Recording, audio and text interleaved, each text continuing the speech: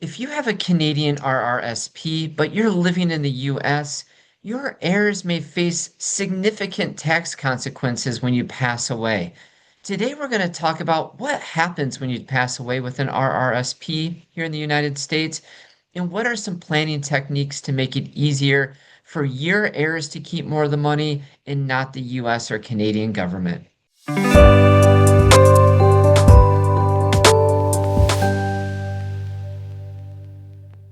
Hi, my name is Brian Haggard. I'm a certified financial planner, chartered financial analyst, and I'm the founder of RetireMitten Financial. We help simplify your cross-border retirement plan. And for most of our clients, they started their lives and their careers up in Canada. They had started contributing to an RRSP up in Canada, and now they have moved down to the United States. And for a lot of them, their spouses, their kids are now down here in the United States. And eventually, when they pass away, those kids are going to receive that money, and they want to make it as easy as possible with as less tax consequences as possible. Today, we're going to talk about what happens when you pass away with an RRSP. We're going to compare that to what happens if you were to pass away with US retirement accounts. And last but not least, we're going to talk about what's the best way to plan for this. What's the best way to try to minimize your taxes to your heirs? And what's the best way to make sure that you keep or your heirs keep more of the money and not the US or Canadian government? So, what happens when you pass away with an RRSP?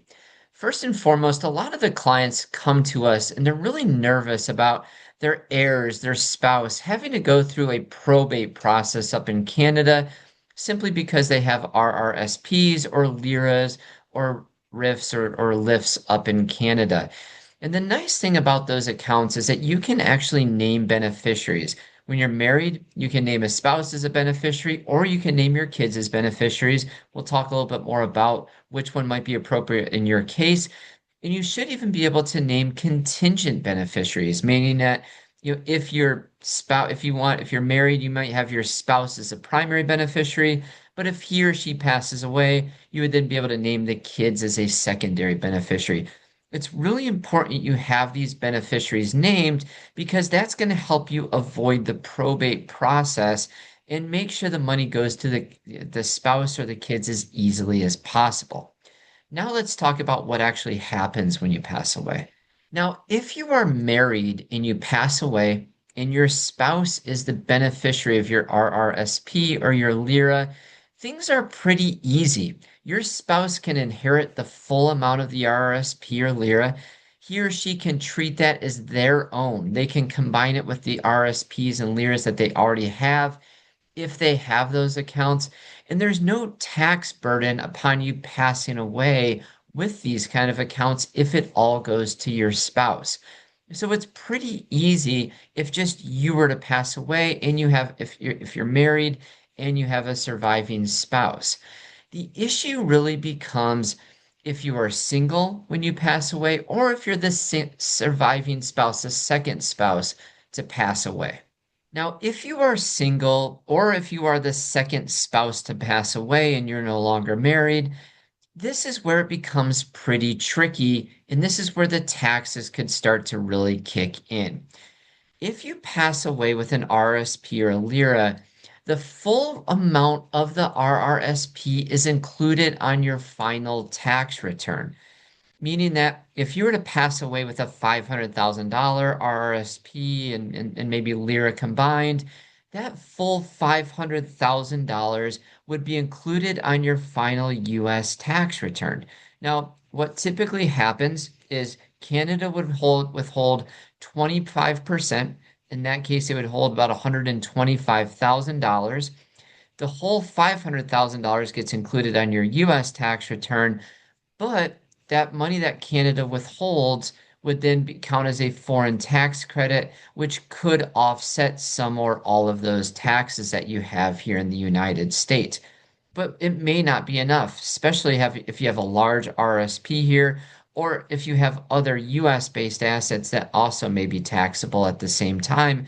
That can be a pretty big tax burden on your client or on your kids.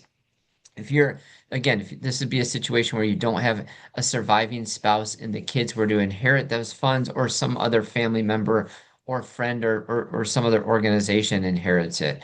This could be for, we have clients that have $1 million, $2 million RRSPs, and you can imagine if they passed away and all of that became taxable in 1 year, that would be a huge tax burden that would ultimately have to be paid before any of those assets were to go on to your children.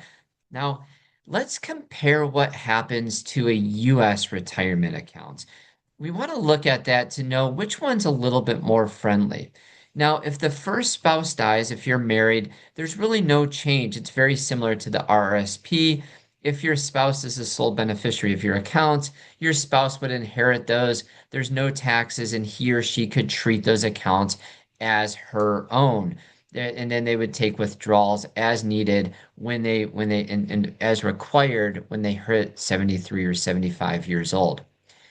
Again, the issue kind of becomes when the second spouse dies, or if you name the children as beneficiary. Now, here is the big difference between a US retirement account and a Canadian retirement account. In the US retirement accounts, there's typically not a big tax due upon passing away. The kids can be named beneficiaries, and those kids would then inherit those accounts, and they would then need to withdraw those accounts over a 10-year period. Now, and then at that point, when they take those withdrawals, they would then have to pay taxes on the withdrawals. If it's an IRA account, with a Roth IRA account, they could withdraw that money completely tax-free here in the United States.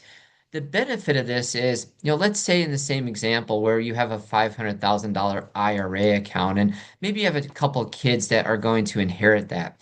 Each child gets 250,000. They'd have an inherited IRA, and they'd have 10 years to withdraw it. So they could withdraw $25,000 a year over a 10-year period. Hopefully there's some account growth during that time frame, so maybe they'd have to take out a little bit more as that account grows. But taking out $25,000 a year or something like that is going to be way less taxes than if all of a sudden you had to take out 500,000 or $1 million RSP all in 1 year. That would be significantly problematic. So here in the United States, the inheritance situation is much better if you're inheriting US retirement accounts than you inheriting Canadian retirement accounts. So let's talk a little bit about planning. What should you be doing? So, what we already talked about is that you really don't want to die with large RRSPs here in the United States because you would ultimately end up facing a significant tax burden before any of that money moves on to your heirs or your kids. And so, the biggest strategy, one of the things that we really encourage our clients to do usually is to start taking withdrawals from their Canadian RRSP accounts first. When you're retired, you have the option for most of our clients to take money from RSP accounts, LIF account or LIRA accounts, US retirement accounts.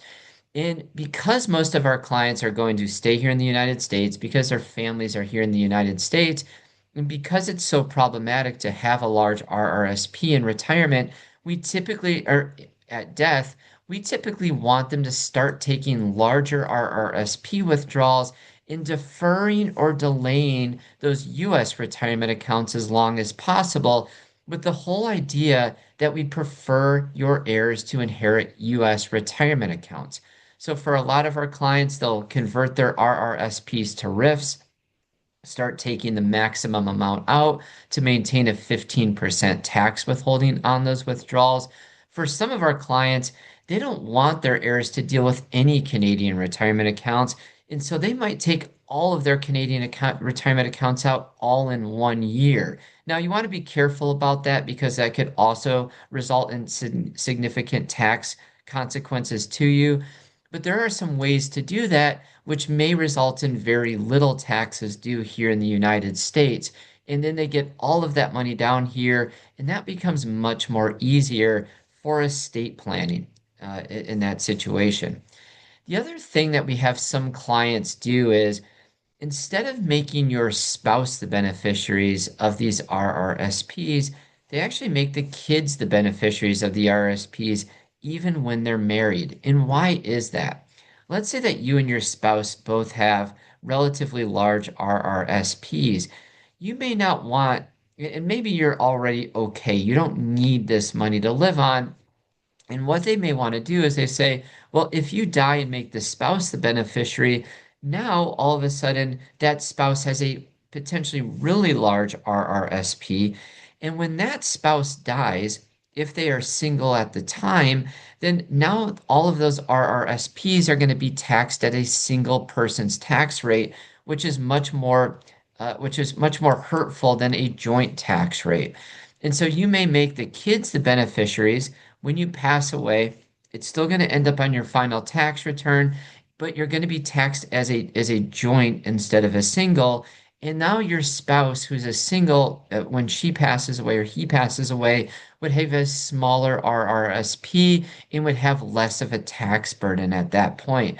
So for some of our clients, they decide that's the smarter way to go, and they decide to make the kids the primary beneficiaries as the RSP as opposed to the spouse, even when they're married.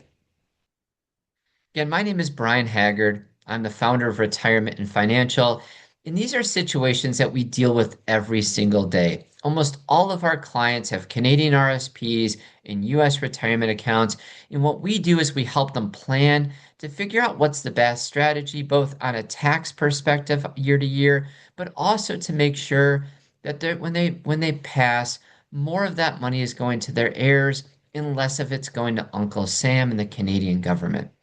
If you're interested in learning about how we work with our clients on an ongoing basis, you can schedule a complimentary consultation at the link below, and we can learn more about your situation and how we may be able to help. Thanks so much for listening today.